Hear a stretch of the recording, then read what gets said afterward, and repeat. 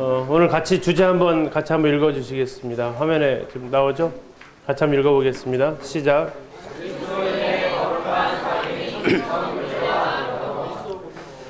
예, 그리스도인의 거룩한 사귐, 이성교제와 결혼. 이 주제로 오늘 4시간에 걸쳐서 여기 계신 우리 교사님들 또 성도님들 같이 나누도록 하겠습니다. 이 내용들을 제가 관심을 가지게 된 이유가 저희 교회의 당면 문제였기 때문에 그랬습니다.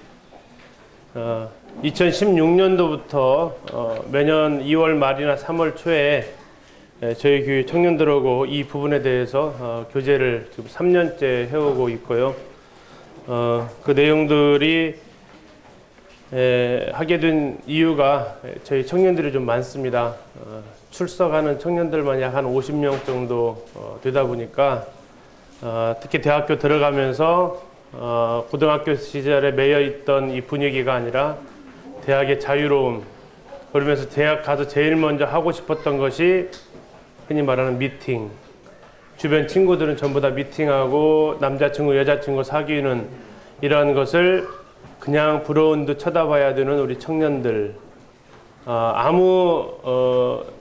그 몸에 바이러스, 그 항체가 없어가지고 그런 것들이 이제 따라가는 모습들, 이런 것들이 이제 당면 문제가 인식이 되어져서 이런 일들을 같이 교제하고 나누고, 그래서 이런 것들을 분별할 수 있는 것들을 해줘야 될 필요성이 있어서 하게 되었습니다.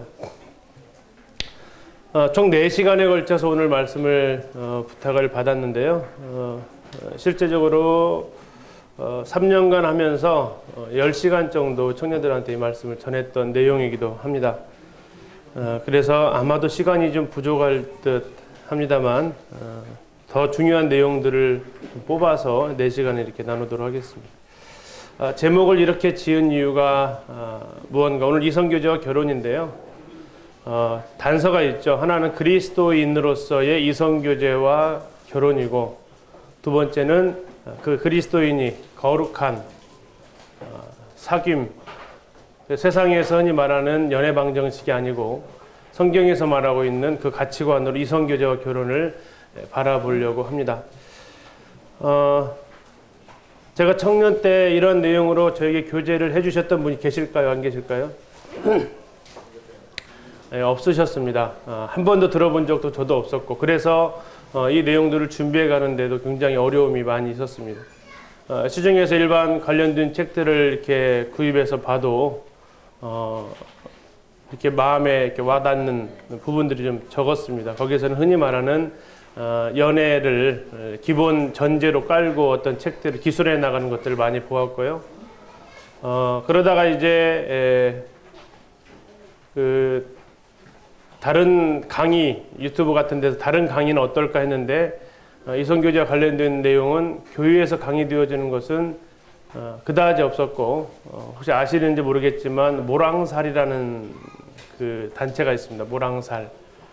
그곳에서 이제 청년, 청소년 이성교제 관련된 것을 계속 교육을 하고 있어서 그 내용들도 이렇게 들어보기도 했습니다.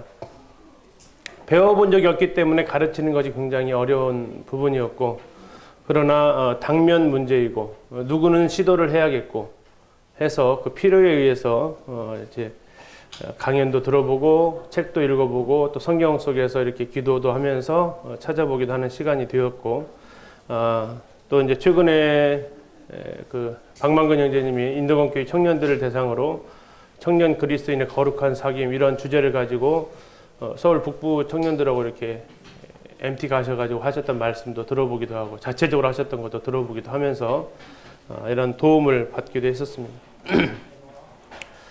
그래서 오늘 이제 그리스도인의 거룩한 사귐, 이성교제와 결혼에 대해서 총 4시간 동안은 하나님께서 결혼에 어떠한 비밀을 감춰두셨는지에 대한 부분들, 그리고 이성교제와 이성교제와 연애, 데이트 어떻게 다루고 어떻게 해야 될 것인가 부분, 그리고 마지막으로 결혼을 어떻게 준비해 갈 것인가 하는 부분들을 이 4번에 걸쳐서 나누도록 하겠습니다. 우리가 하나님의 말씀을 이렇게 배우다 보면 하나님의 말씀이 진리라고 하죠. 하나님의 말씀이 진리인데 하나님의 말씀이 뿌려진다고 다 열매를 맺는 것은 아니라고 성경은 이야기하고 있습니다. 어느 밭에 떨어졌느냐에 따라서 이 말씀은 열매를 맺기도 하고 바로 사라져 버리기도 합니다. 우리 청소년들, 우리 청년들에게 이 말씀이 증거되어질 때에도 동일한 영향들이 아마 있을 것입니다. 그 이유들이 무엇인가를 보면 네 가지 정도의 이 진리와 상충되어지는 것들을 보게 됩니다. 첫 번째가 감정이고, 두 번째가 전통, 세 번째가 문화, 네 번째가 이성. 이 네 개가 하나님 말씀과 충돌을 경험하게 됩니다. 하나님의 말씀을 들을 때에 그 말씀이 온전히 순종되어지지 못하는 이유는 저 네 가지 속에 거의 다 들어가 있는 것을 보게 돼요. 맞는 것 같은데 그 말씀이 아멘은 드는데 내 감정이 움직이지 않는, 그냥 내 마음이 싫어. 그러면 이제 더 이상 그 말씀이 영향력을 발휘하지 못하는 거죠. 하나님 말씀보다 감정이, 내 속에 있는 그 마음이 추구하는 것이 다르기 때문에 하나님 말씀이 영향을 얻고, 두 번째는 이제 전통과 맞물린데 이 굉장히 큰 힘을 가지고 있습니다. 이 전통이 예전에도 그랬는데 이것이 이제 특히 문화라는 이름으로 전통이 딱 바뀌는 그 순간 이 하나님 말씀은 그 위력을 거의 발휘하지 못하는 것을 현실 속에서 보게 됩니다. 그래서 교회마다 이 결혼에 대한 문화들이 다 가지고 있어요. 물론 결혼은 지극히 문화적인 요소가 있습니다. 그래서 우리나라의 결혼하는 방식이 다르고 외국의 결혼하는 방식이 다르죠. 수도권 지역의 방식이 다르고 흔히 말하는 저희 호남 지역 방식이 다릅니다. 그런데 중요한 것은 그러면 성경에서는 뭐라고 말하고 있느냐 이거죠. 성경에서는 그런 부분들에 대해서 굉장히 열려 있습니다. 원칙만 제시해 놓고 방법적인 것은 굉장히 융통성 있게 열려 있는 것을 볼 수 있습니다. 근데 문제는 이제 이 원칙까지도 이 하나씩 무너져 가고 있는 이런 일들이 일어나기 때문에 이제 문제가 되어지고 있죠.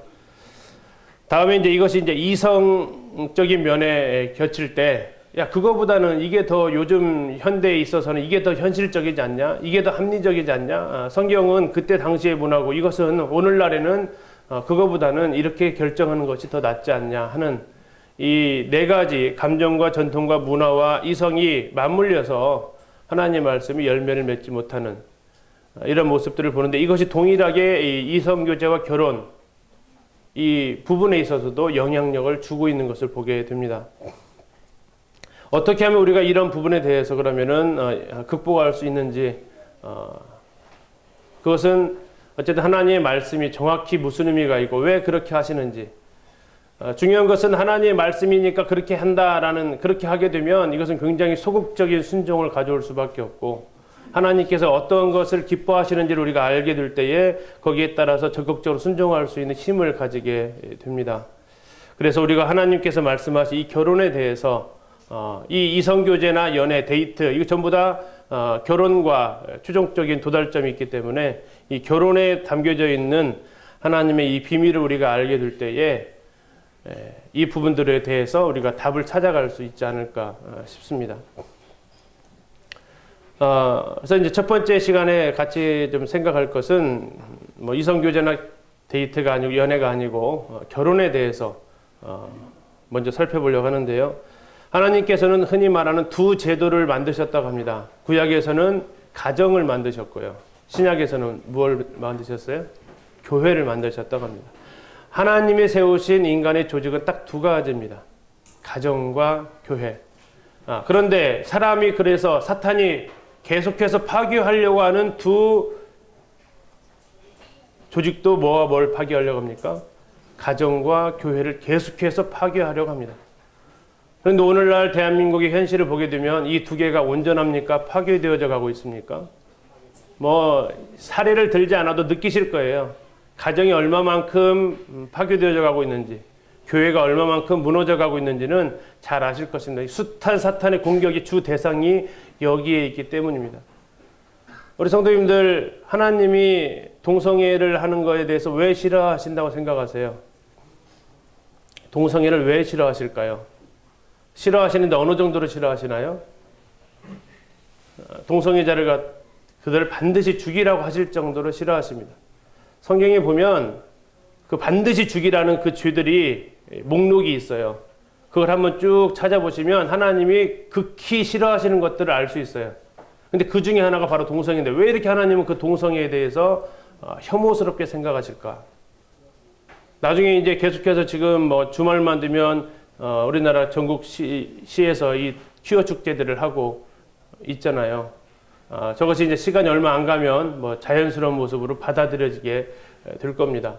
아직까지는 연령층이 많으신 분들이 반대를 하고 있지만 지금 청소년, 대학생들의 그 의식은 이것을 환영하고 환영하지 않는다 하더라도 허용하는 쪽으로 이미 설문조사 결과 퍼센트가 많이 기울어져 있어요. 그러면 10년, 20년만 가면 이들이 사회 여론의 형성층이 되어지면 이 퀴어 축제나 이 동성애는 자연스러운 문화로 들어와 있을 거예요. 얼마 안 남은 거죠. 자, 문제는 하나님 왜 그러면 그렇게도 혐오하실 것인가? 아마 동성애가 이제 인정이 되어지면 성경이 금서가 될지도 몰라요.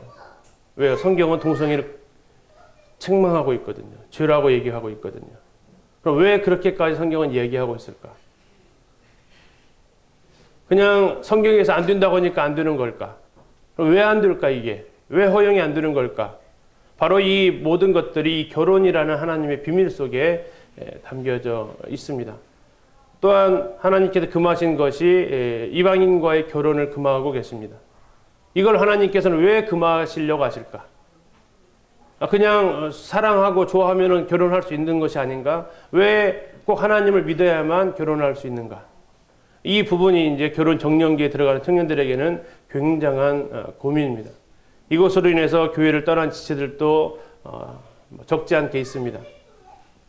또한 이것으로 인해서 고민하고 있는 분들도 혹시 이 자리에 계실지도 모릅니다. 왜 그럴까? 왜 하나님은 그렇게 허용을 안 하실까? 그 부분에만큼은 왜 이렇게 완고하실까? 그것은 하나님께서 바로 이 결혼 제도를 세우셨고, 뭐 오늘의 주제는 교회가 아니기 때문에 교회는 언급하지 않겠습니다만, 하나님께서 세우신 가정과 교회는 하나님께서 원하시는 그 모델이 있다라는 거고, 우리는 그 성경에서 그것을 찾아보려고 하는 것입니다. 결혼이 왜 이렇게 중요한가? 뭐 간단히 보면 인류의 시작이 결혼이었습니다. 잘 아시죠? 그 다음에 인류의 마지막은 어린 양의 혼인잔치로 계시록에서 마무리를 하고 있습니다. 성경의 시작과 끝이 결혼입니다. 이 결혼에는 하나님의 커다란 비밀이 담겨져 있습니다. 에베소서에서 아내와 남편에 대해서 얘기하지만 에베소서 궁극적으로 말하고 있는 것은 그리스도와 교회에 대해서 내가 말하고 있다. 결국 구약의 그 가정은, 구약의 그 부부는 신약의 그리스도와 교회를 보여주는 하나의 모델하우스 같은 이런 모습을 띠고 있죠. 그리고 이 하나님께서는 이 교회, 이 결혼을 위해서 커다란 대가를 치르셨습니다. 이따 잠시 후에 보겠지만 아담은 흙으로 만드셨죠. 여자는 뭘로 만드셨어요? 네, 갈비뼈로 만드셨어요. 그래서 옆구리에서 나왔습니다. 여자는. 자, 교회는 그래서 어느 신학자는 이렇게 얘기합니다. 교회는 어디서 나왔을까요? 교회는 그리스도의 옆구리에서 나왔다라고 얘기를 합니다. 옆구리 창에 찔려서 마지막 그 사망을 확인하는 절차에서 그 옆구리를 창에 찌르는 장면이 나오죠. 그래서 교회는 그리스도의 옆구리에서 나왔고 여자는 남자 옆구리에서 나왔다. 다시 말해서 이 교회를 얻기 위해서 예수님은 자신의 목숨을 지불하셔야 됐고, 구약에 나오는 아담은 그 아내를 얻기 위해서 깊은 잠에 들어가야만 했습니다. 그리고 끝으로 이 결혼은 하나님이 직접 관여하신다라고 말씀을 하고 계십니다. 하나님이 짝지워 주신다라고 이야기를 하고 있는데 하나씩 좀 더 보려고 합니다. 자, 결혼에 나타난 하나님의 목적이 뭐냐? 창세기 2장 21절에 보면 인류 첫 결혼이 그곳에 나타나 있습니다.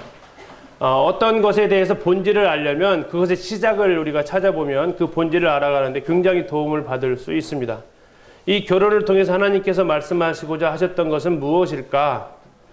여호와 하나님이 아담을 깊이 잠들게 하셔서 갈빗대 하나를 취하시고 그 갈빗대로 여자를 만드십니다. 그러시면서 하나님께서는 이것은 아담에게 데려오셨고 아담은 내 뼈 중에 뼈요 살 중에 살이라 하셨습니다. 혹시 이거 보시면서 하나님께서 사람을 만드실 때 이렇게 남자 따로 만들고 여자 따로 만들 수 없었을까요? 남자 따로 만들고 여자 따로 만들고. 흔히 우리가 사람을 그리면 그렇게 그리잖아요. 남자 따로 그리고 여자 따로 그리고. 근데 하나님은 왜 굳이 남자를 만드시고 그 속에서 여자를 꺼내셨을까요?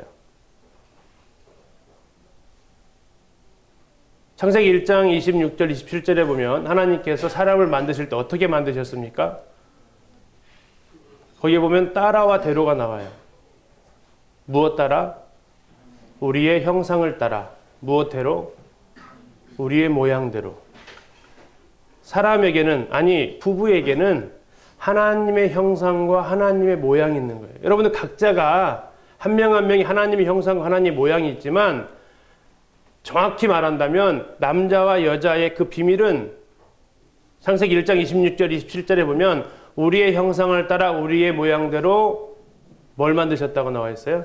남자와 여자를 만드셨다라고 얘기하고 있어요. 하나님의 형상을 따라 하나님의 모양대로 부부를 만드셨다고요.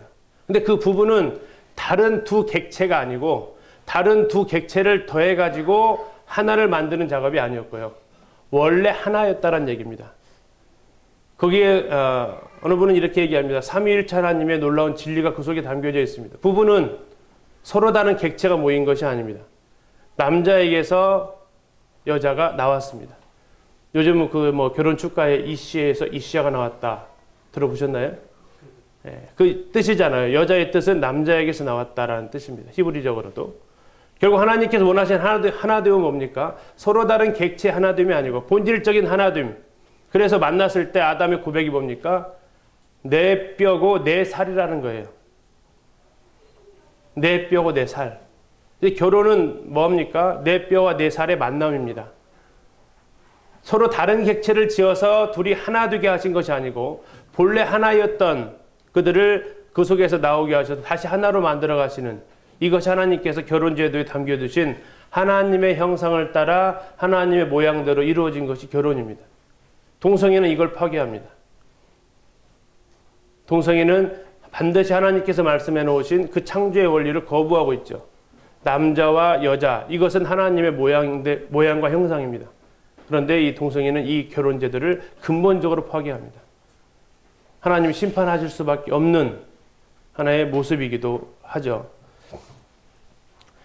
자, 이것은 신약으로 와서 그대로 교회 가운데로 드러나게 되고, 예수님의 죽으심 앞에서 한 군이 옆구리를 찔렀을 때 그분은 이제 곧 피와 물이 나왔다라고 기록하고 있습니다. 거기에서 그리스도의 몸, 그 옆구리에서 교회가 나오고, 결국 이 가정이라는 이 모습은 하나님께서 창세전에 계획해 놓으신 이 교회의 아름다운 모델을 우리에게 보여주고 있다는 겁니다. 그래서 이 결혼에 한해서는 하나님께서 직접 관여하시겠다고 말씀하시고 있는 겁니다. 같이 한번 읽어보겠습니다. 시작. 자, 누가 짝지어 주신다고요? 하나님이 짝지어 주십니다. 하나님이 짝지어 주신다. 그러면 하나님께서 너 결혼해라. 이렇게 막 한 명 한 명씩 다 중매해 주신다. 그 이야기는 아니죠. 이 결혼 제도에 한해서만큼 하나님이 직접 관여를 하신다는 얘기입니다. 이걸 다르게 말하면 이렇습니다. 사람끼리 짝짓는 것은 하나님이 인정할 수 없다라는 거예요. 이 결혼 제도에서만큼은 하나님의 주권이 반드시 개입되어져야 한다는 것입니다. 우리가 결혼하는 것은 남녀의 만남이 아닙니다. 우리가 결혼하는 것은 하나님께서 남자 여자를 만나게 하시는 과정입니다. 내 눈에 좋게 보이는 대로 찾아가는 짝짓기가 아닙니다. 하나님께서 짝을 지어주신다라고 말씀하시고, 그래서 이것은 나누지 못한다라고 하나님 말씀하고 계십니다. 우리 가운데 일어나는 이 결혼의 원칙은 하나님의 철저한 주권 아래 있음을 우리가 기억을 하시고, 내가 하려는 이 결혼이 하나님의 주권 아래 있는 건지 아니면 내 주장 아래에 있는 건지 우리는 살펴보아야 합니다. 결혼에는 그래서 하나님의 비밀이 감춰져 있는데, 에베소 5장에서 얘기합니다. 이 비밀이 크도다. 나는 그리스도와 교회에 대하여 말하노라. 그러면서 얘기합니다. 아내 사랑, 남편 존경. 그래서 교회는 그리스도를 어떻게 합니까? 존경하는 거고요. 그리스도는 교회를 사랑하시는 겁니다.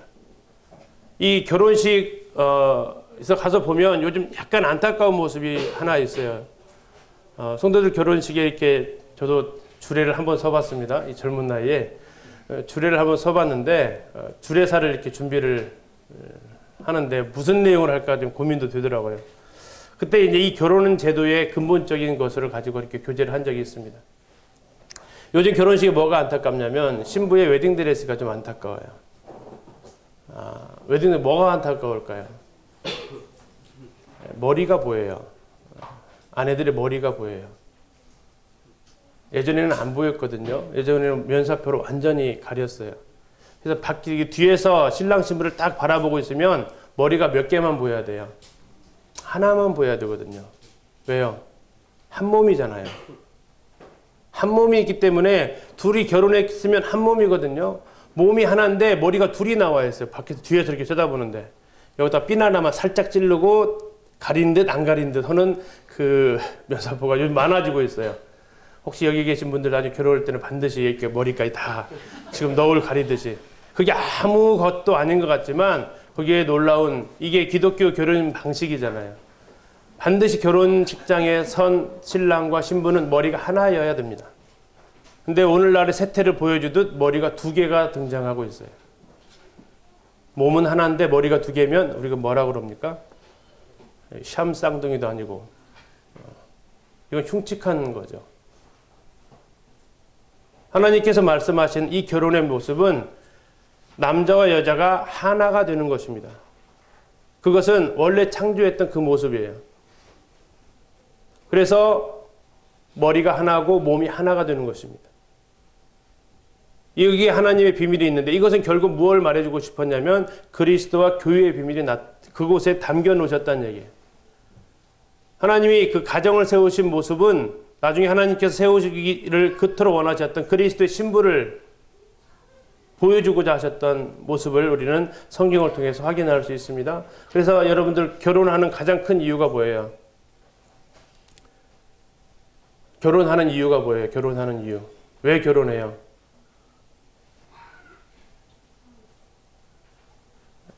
생각을 별로 안 해보실 것 같아요. 때가 됐으니까. 가라고 하니까. 혼자는 못 살 것 같으니까. 이런 이유로 여러 가지 결혼을 하는데 성경에서 말하고 있는 결혼 제도의 목적이 있다는 얘기죠. 그러면 그 목적이 나의 결혼의 목적과 맞을 때 성경과 내 결혼의 가치관이 동일시되는 겁니다. 제가 결혼하기 전에 주님께서 이 말씀을 보여주셨고 제가 그래서 결혼의 목적은 이거였습니다. 우리 가정을 통해서 그리스도와 교회를 보여주는 거다. 근데 잘 못 보여줘서 이것이 좀 아쉬운 부분이지 목적은 그거라 이거예요. 나는 그리스도의 역할을 충실히 감당하는 거고 아내는 교회의 역할을 충실히 감당하는 거예요. 그래서 이것이 바로 그리스도와 교회의 모델하우스다라고 얘기해 줄 수 있는 것이 우리의 모습입니다. 여기 하나님께서 그런 목적들을 담겨주고 있는 거예요. 그러나 앞에서 말씀드렸던 여기에서 벗어난 결혼들이 있어요. 그것은 이 모델을 투영해낼 수가 없어요. 아까 말씀드린 동성애가 대표적이고 이 그리스도와 교회 모델을 투영해낼 수가 없어요. 또 이방 결혼이 여기에 대표적인 겁니다. 그리스도와 교회의 모습을 투영해낼 수가 없어요. 결혼 제도를 세우신 목적이 뭐냐면 그리스도와 교회의 비밀을 드러내는 것이 이 결혼에 담겨져 있는 목적인데 하나님께서 계획하신 이 결혼에서 많이 빗나가 있다는 얘기죠. 그래서 나중에 이것이 창세기에서 심판하시는 이유가 되기도 합니다. 이제 좀 더 보겠습니다. 이 결혼제도가 하나님의 목적을 벗어난 예가 성경에는 여러 군데에 나오는데요. 첫 번째가 창세기 6장에서 나옵니다. 이따 좀 더 살펴보겠습니다. 두 번째는 느헤미야에서 나오고요. 세 번째는 에스라에서 또한 나옵니다.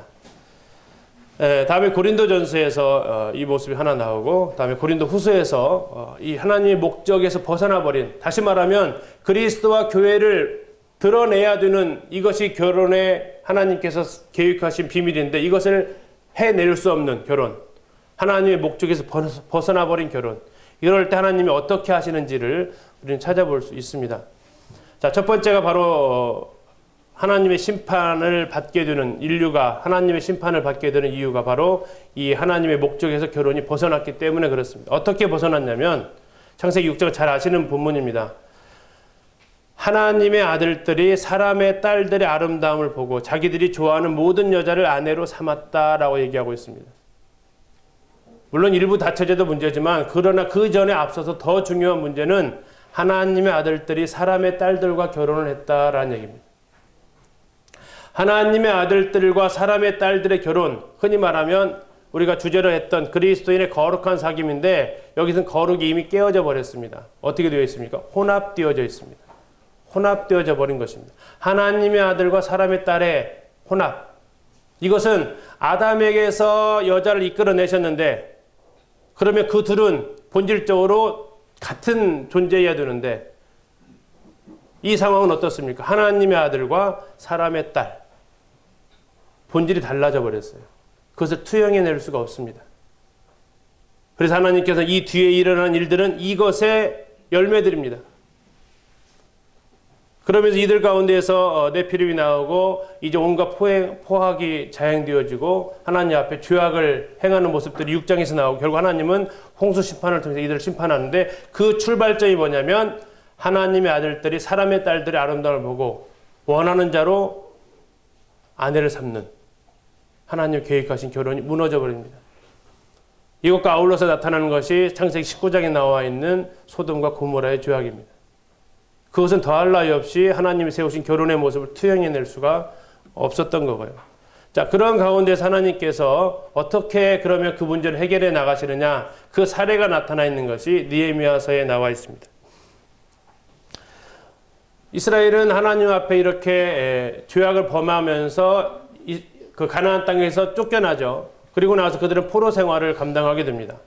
포로 생활 가운데에서 그들은 이제 섞이는 일들이 더 자연스럽게 일어나는데 유다 사람이 아스돗과 암몬과 모압 여인을 맞아 아내로 삼았는데 내가 그들을 책망하고 저주하며 그들 중 몇 사람을 때리고 그들의 머리털을 뽑고 이르되 너희는 너희 딸들을 그들의 아들들에게 주지 말고 너희 아들들이는 너희를 위하여 그들의 딸을 데려오지 아니하겠다고 하나님을 가리켜 맹세하라. 너희가 이방 여인을 아내로 맞아 이 모든 큰 악을 행하여 우리 하나님께 범죄하는 것을 우리가 어찌 용납하겠느냐.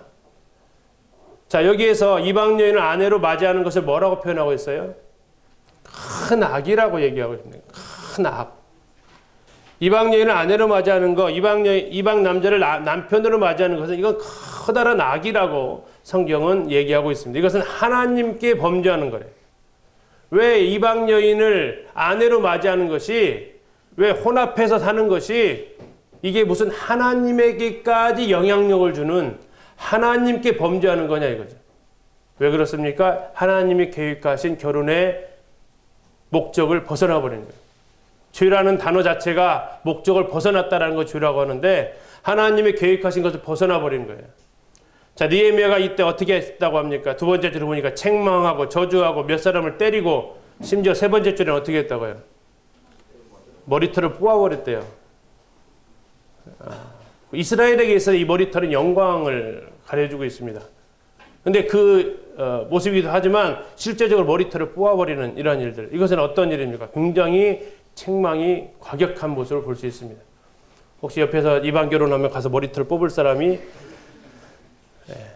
중요한 것은 내 머리털이 뽑히지 않을까 생각을 하셔야 된다는 얘기예요. 왜요? 이거 하나님 앞에 커다란 악이라는 것입니다. 자, 여기서 한 발 더 나가는 것이 에스라서에 나오는 장면인데요. 비슷한 시대에 일어났던 사건입니다. 그들의 딸을 맞이하여 아내와 며느리로 삼아 거룩한 자손이 그 지방 사람들과 어떻게 됐다고요? 섞였다고요. 누가 섞였다고요? 거룩한 자손이. 거룩한 자손들이 섞여버렸어요. 이건 창세기 6장에 나와 있는 그 모습 그대로예요. 하나님의 아들들이 사람의 딸들과 섞여버리는 거예요. 거룩이 아니고, 거룩은 따로 분리되어진 건데 그들은 혼합되어져 버렸어요. 섞여져 버렸어요. 자, 이때 셋째 줄이 참 우리를 더 안타깝게 하죠. 방백들과 고관들이 이 죄에 더욱 으뜸이 되었다. 솔선수범하는 거죠.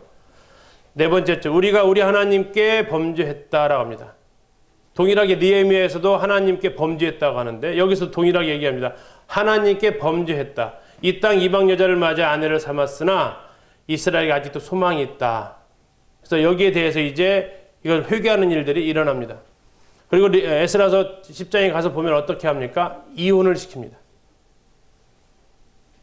현대인의 시각으로 봤을 때 이거 너무한 거 아닌가요? 가정 파괴죠. 만약에 이런 일들이 오늘날 교회에서 일어난다면 어떻게 할까요? 반대하시겠습니까? 찬성하시겠습니까? 입장 표명을 안 하시겠다는 얘기죠. 찬성하시겠습니까? 반대하시겠습니까? 그렇죠. 여전히 곤란하시죠. 아마 그럴 이 상황이 지역교회에서 그대로 일어날 겁니다. 왜요? 아까 그랬잖아요. 진리가 들어가지만 뭐가 우리를 막고 있어요? 뭐가 막고 있어요? 우리 감성이. 그렇게 하면 관계 안 좋아지고, 옛적에도 그런 사례가 있었는데, 그런 전례와 문화와 우리의 합리적 이성이 하나님 말씀에 그대로 순종하지 못하게 만들어요. 근데 성경은 계속해서 얘기합니다. 하나님께 범죄한 거라고. 왜 이방 결혼이 그냥 그 두 사람만의 문제가 아니란 얘기예요. 왜? 이게 거룩한 자손이 속해 있으면 하나님께 소속된 사람은 이건 더 이상 그 사람 개인의 문제가 아니란 얘기예요. 이게 얼만큼 심각한가를 좀 생각을 하는데 주님이 이런 생각을 주시더라고요. 자, 성도들은 누구의 아들, 딸이에요? 여러분들은 누구의 아들, 딸이세요? 하나님의 아들, 딸. 구원받지 않은 사람은 누구의 아들, 딸이에요? 예, 요한복음 4장, 8장 44절에 보면 너희는 너희 아비 마귀에게서 났다. 육신의 아버지가 마귀가 아니고 그 영혼의 아버지가 마귀라는 얘기잖아요. 구원받지 않은 사람의 상태입니다. 그럼 그 두 사람이 결혼을 하면 하나님과 마귀는 무슨 사이가 돼요? 와, 사돈 사이가 되더라고요. 이게 너무 끔찍했어요. 아마 그 나오는 웃음 허탈 웃음일 거예요. 즐거운 웃음 아니시잖아요. 그죠? 제가 이 상황을 딱 생각하는데 너무 충격이었어요. 성도와 불신자가 결혼하게 되면 결국 양쪽 아버지는 혼주인데 혼주가 하나님과 마귀요. 서로 맞절해야 돼. 이런 일을 하나님 허락하시겠냐 이거죠. 그러니까 이것은 무슨 일을 하는 거예요? 하나님께 범죄하는 거예요. 성경은 이걸 한결같이 얘기해 주고 있습니다. 섞일 수 없다고. 섞일 수 없다고. 내가 거룩하니 너희도 거룩해야 된다고. 이 결혼제들을 통해서 이 부부를 통해서 하나님은 그리스도와 교회를 한결같이 보여주고 싶었고 이것은 정말 감춰놓은 비밀이었다고. 여러분 비밀을 누구한테 얘기해 줄 때 가볍게 얘기하시나요? 그러지 않을 겁니다. 정말 아주 소중하게 이 비밀을 다루게 됩니다. 소중하지 않은 건 비밀 자체가 아니죠. 하나님은 이 결혼제도 안에서 그리스도의 교회의 아름다운 모델을 숨겨놓으셨는데 이것을 깨뜨려 버려요. 이것을 전혀 반영할 수 없어요. 이것은 하나님 앞에 범죄하는 겁니다. 우리가 이혼하는 이유가 성경에서 허락된 이유가 한 가지 있습니다. 어떨 때 성경에서 이혼을 허락합니까? 성경에서 이혼을 허락하는 딱 한 가지 사유가 있죠. 뭡니까? 음란입니다. 성적인 범죄, 간음을 하게 되면 이혼을 허락을 해줍니다. 근데 신약에 와서 이혼을 허락해주는 또 하나의 케이스가 등장합니다. 이건 구약에 없었던 강제 이혼을 시켰지만 이혼을 이렇게 할 수 있는 권한을 주는 게 바로 고린도 7장에 나오는데 믿지 아니하는 자가 갈리거든 갈리게 하라라고 얘기합니다. 자, 두 사람 다 부부가 하나님을 믿지 않는 가운데 구원을 받았습니다. 근데 그 중에 한쪽이 복음을 듣고 구원을 받았어요. 이제 이 두 사람은 한 사람은 성도고 한 사람은 이방인입니다. 자, 하나님께서 이 상황에서 이혼하라고 하시나요? 안 하십니다. 그때는 이혼하라고 얘기하지 않으세요. 다만 이혼할 수 있는 하나의 예를 얘기하시는데 믿지 아니하는 쪽에서 믿는 성도를 가리켜서 너 나를 택하든지 네 하나님을 택하든지 해라. 그럴 때는 어떻게 할 수 있다고요? 네, 이혼할 수 있다라는 겁니다. 하라는 얘기가 아니라 할 수 있다는 얘기예요. 왜 그럴까요? 이건 하나님의 결혼제도와 영향을 주기 때문에 그렇습니다. 그러나 내가 먼저 이혼을 요구할 수는 있나요, 없나요? 그건 없습니다. 당신 예수님 안 믿을 거야? 그럼 나를 선택하든지 둘 중에 하나 선택해. 그렇게 얘기해서는 안 된다는 거예요. 그러나 상대방이 나에게 요구해 올 때는요. 그렇게 들어줄 수 있다는 얘기입니다. 이것이 성경에 추가되어진 이혼의 사유 중에 하나예요. 하나님께서 하나님이 계획하신 결혼의 모델을 얼마나 소중히 여기시는지를 우리는 한 번 더 생각하게 됩니다. 결론적으로 결혼의 불가사유가 성경의 고린도후서에서 언급을 하고 있죠. 너희는 믿지 않는 자와 멍에를 함께 매지 마라. 의와 불법, 빛과 어둠, 그리스도와 벨리알, 믿는 자와 믿지 않는 자, 하나님의 성전과 우상이 어찌 함께하고 사귀고 조화되고 상관하고 일치가 될 수 있겠느냐. 우리는 살아계신 하나님의 성전이라. 이와 같이 하나님께서 이르시되 내가 그들 가운데 거하며 두루 행하여 나는 그들의 하나님이 되고 그들은 나의 백성이 되리라. 하나님의 백성은 결코 세상의 사람과 섞일 수 없다라는 것이 하나님이 선포하신 말씀입니다. 여기에 보면 네 번째 줄 믿는 자와 빨간색으로 믿는 자와 믿지 않는 자를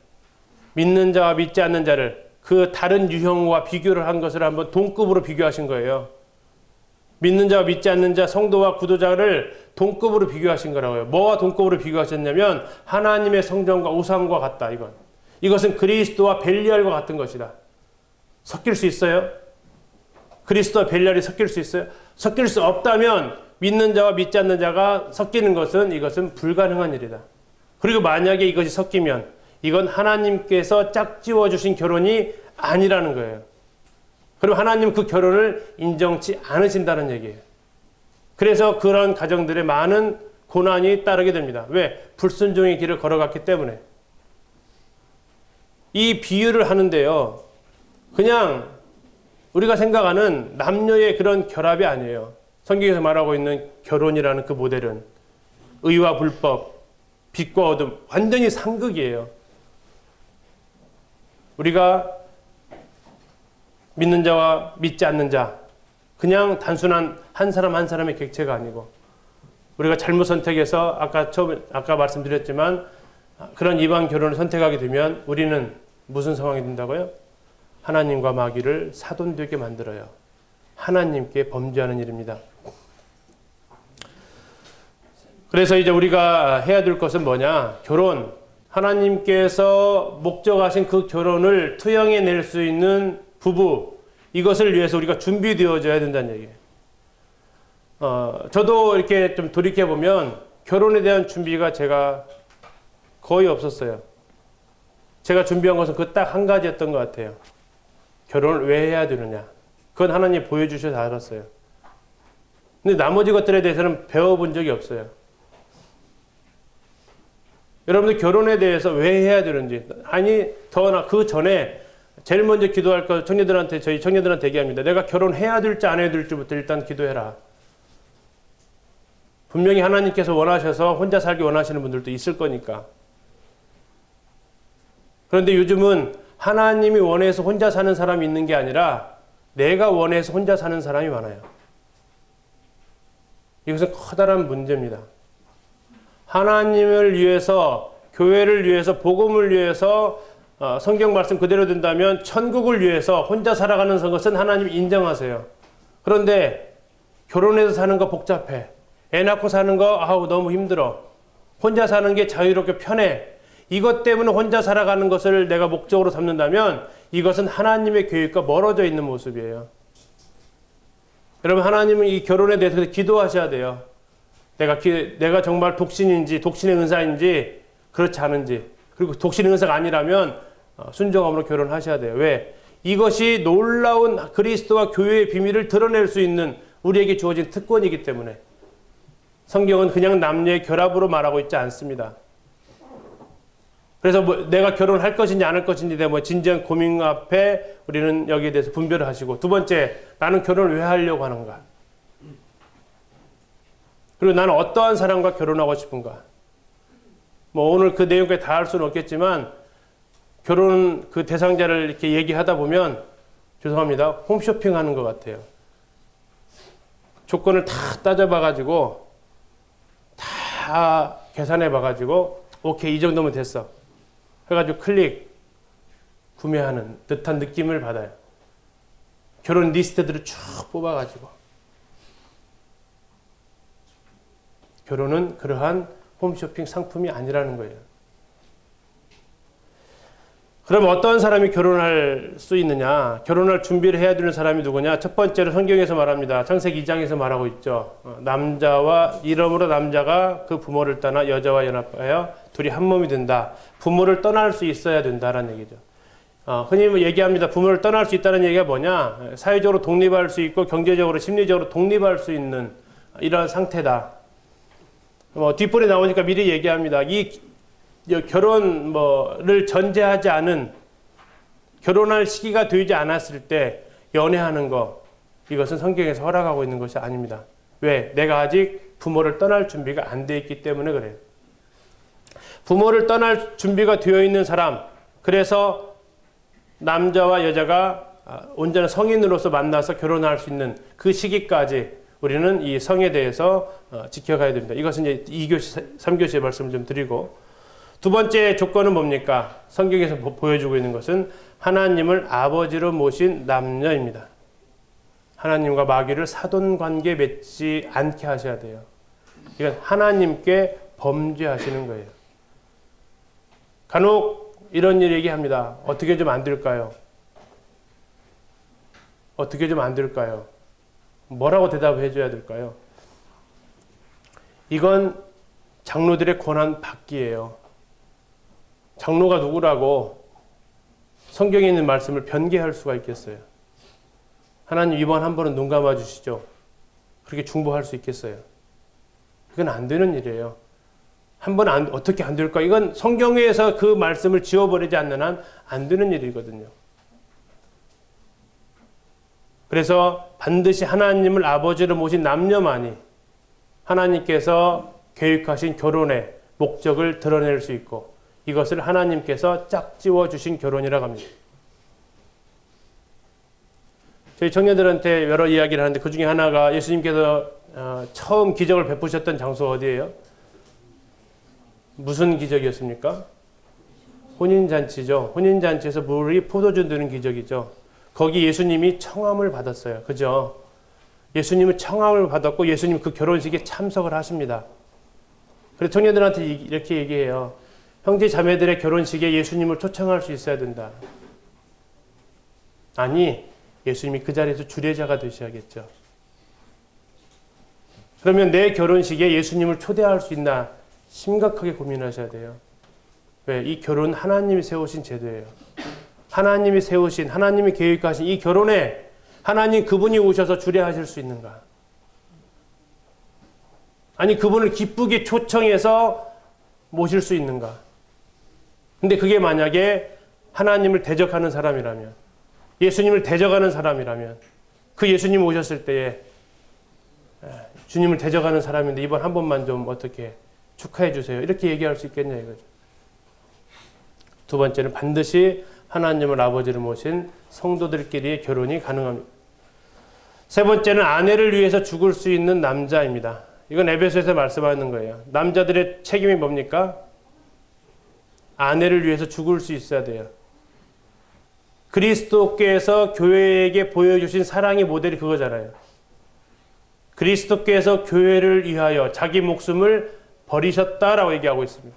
그래서 남편들은 반드시 한 사람을 위해서 목숨을 버릴 수 있는 그 마음, 그런 준비가 되어 있을 때 결혼할 준비가 되어 있다는 얘기예요. 아울러서 한 여자만을 사랑할 수 있는 남자입니다. 결혼한다는 것은 뭡니까? 수많은 남성에게 눈을 감고 수많은 여성에게 눈을 감고 오직 한 사람만을 택하는 것입니다.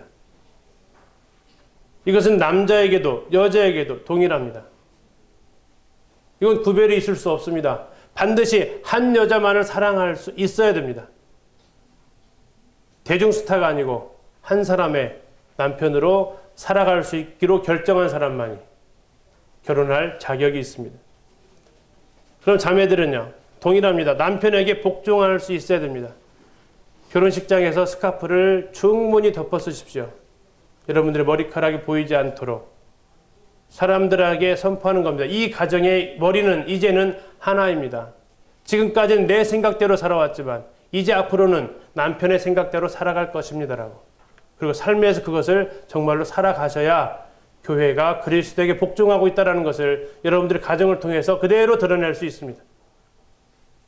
여러분들이 어떤 조언을 하거나 어떤 남편에게 도움이 되는 얘기, 정보를 들려줄 수는 있습니다. 그러나 최종 결정은 누가 하도록 해야 됩니까? 내 양이 안 차더라도 남편이 하도록 하십시오. 남편에게는 그러한 책임감이 주어질 때 더 신중해지고 그 의사결정에 더 심사숙고를 하게 됩니다. 여러분들 반드시 내가 복종할 수 있는 자세가 되어 있도록 준비하셔야 됩니다. 혼수 준비 중에 가장 좋은 혼수는 복종할 수 있는 마음입니다. 냉장고 양쪽 달린 문 냉장고가 아니고 원목 가구가 아니고 내가 내 머리를 포기할 수 있는 순종할 수 있는 그 마음, 그리고 정말 내 머리를 가릴 수 있는, 여기 자매님들 지금 머리를 가리고 있는 것은 하나님 말씀대로 순종하는 건데 왜 가리고 계세요? 말하고 있잖아, 형제들한테. 우리 형제님들, 자매님들 노을 보면서 무슨 생각하세요? 예쁘다. 무늬가 곱네. 뭐 이런 생각 안 하시죠? 무슨 생각하세요?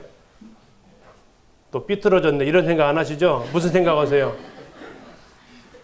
우린 노을을 볼 때 형제님들은 그리 교회 안에서 내 영광은 가려져야 된다라는 생각하시는 거죠. 여자의 머리는 남자고 지금 그 머리가 가려졌잖아요.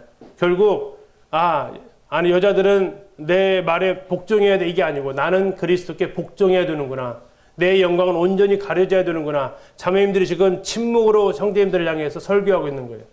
얼마나 교회 안에서 남자들이 자꾸 영광을 드러내려고 하면 수많은 자매님들이 노을을 쓰면서 형제들을 향해서 계속해서 침묵의 증언을 하고 있을까요? 이것이 하나님께서 교회에게 주신, 가정에게 주신 그리스도와 교회의 모습을 그대로 보여주는 거예요. 더 나아가서 한 남자만을 존경할 수 있는 자매. 이러한 결혼, 하나님이 세우신 그 목적, 하나님이 세우신 그 계획대로 진행되어질 수 있는 그 결혼을 우리가 소원하게 되고 이것을 위해서 우리가 기도하게 됩니다. 우리가 앞으로 이제 이런 아름다운 결혼을 이루어가기 위해서 우리가 어떻게 준비되어져 갈 것인가를 2교시, 3교시 이제 이성교제와 연애라는 주제로 같이 이렇게 교제를 하려고 해요. 이게 관심이 좀 있는 주제인 것 같습니다. 저희 교회에서 이렇게 말씀을 전하면 유튜브에 이렇게 올라가는데 제일 많은 조회수를 기록한 주제가 이거예요. 뭐 보통 뭐 이렇게 많지 않은데 이번에 오면서 이제 저도 다시 한번 제가 예전에 무슨 얘기 했는가 들어봤더니 이 조회수가 900번을 넘어갔어요. 어디서 저희 성도들이 한 200여 명밖에 안 되는데 어디서 와서 들었는지는 모르겠어요. 혹시 여기서도 들어보신 분 계신지 모르겠어요. 굉장히 좀 그 관심이 가는 주제인 것 같기는 합니다. 그래서 2교시에 이런 부분들을 좀 더 이제 구체적으로 좀 나누고 또 학생들에게 어떻게 지도해 드릴지 같이 고민하도록 하겠습니다. 잠시 쉬셨다가 하겠습니다.